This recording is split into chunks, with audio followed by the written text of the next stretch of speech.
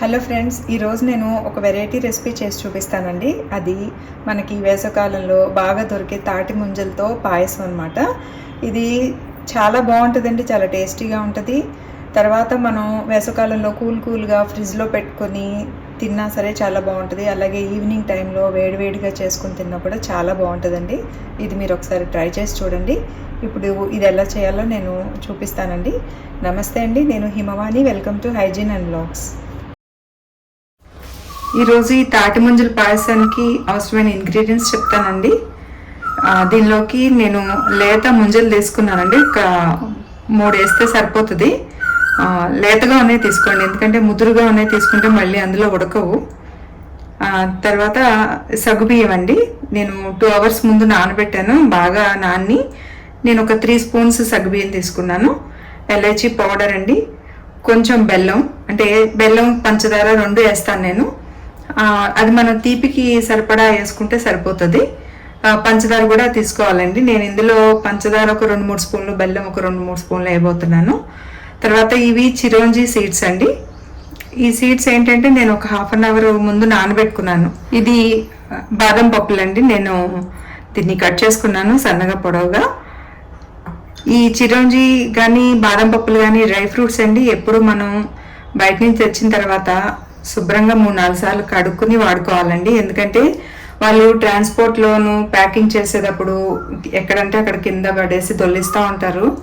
అంత నీట్గా ప్రాపర్గా మేనేజ్ చేయరు అనమాట. అందుకని ఏంటంటే డ్రై ఫ్రూట్స్ ఎప్పుడు నీట్గా కడుక్కుని వాడుకోవాలి. నేను ఇప్పుడు ఒక 1/2 లీటర్ పాలు తీసుకుంటున్నానండి.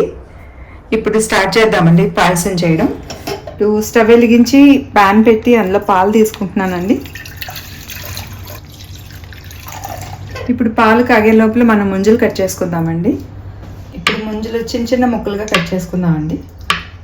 కొంచెం చిన్న ముక్కలానే కట్ చేసుకుంటే బాగుంటుంది ఇది.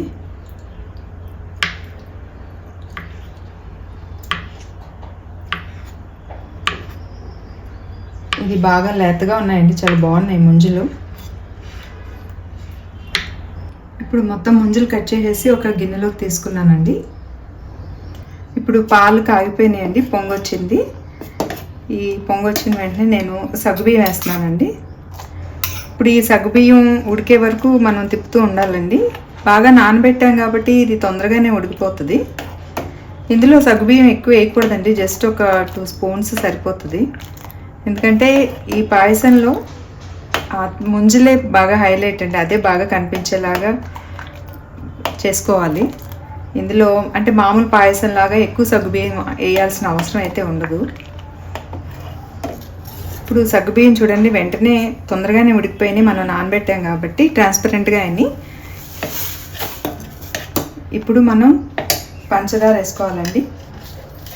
పంచదార ఏంటంటే నేను కొంచెం తక్కువే వాడతాను, మీరు తీపికి సరిపడా మీరు వాడుకోండి. నేను ఒక 2 spoons వేస్తానండి పంచదార. బెల్లం అయితే లాస్ట్లో స్టవ్ కట్టేసాక వేస్తాను నేను.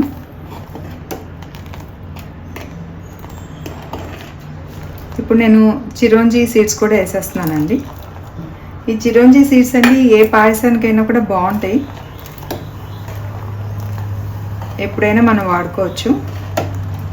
మెయిన్ పాయసం, తర్వాత క్షీరాన్నం ఇట్లాంటివి వాడేటప్పుడు, స్వీట్స్ చేసేటప్పుడు చాలా బాగుంటాయి అన్నమాట ఇవి. నేను అందుకని వేస్తున్నాను కాబట్టి జీడిపప్పు వేయట్లేదండి ఈరోజు. ఇప్పుడు నేను స్టవ్ కట్టేసానండి. స్టవ్ ఆఫ్ చేసిన తర్వాత ఒక 20% పాలు చల్లారిన తర్వాత అప్పుడు మనం తాటి ముంజలు కొంచెం బెల్లం వేద్దామండి. పాలు కొంచెం చల్లారినాయండి, ఒక 20% చల్లారిన తర్వాత నేను బెల్లం వేస్తున్నాను. ఎందుకంటే అది పాలు మరుగుతున్నప్పుడు బెల్లం వేస్తే ఒక్కోసారి పాలు ఇరిగిపోతాయి, అది మా అందరికీ తెలిసిందే కదా. అందుకని నేను స్టవ్ ఆఫ్ చేసి కొంచెం చల్లారిన తర్వాత బెల్లం వేస్తున్నాను. తర్వాత ఇప్పుడు ఎలైచీ పౌడర్ వేసేస్తున్నానండి.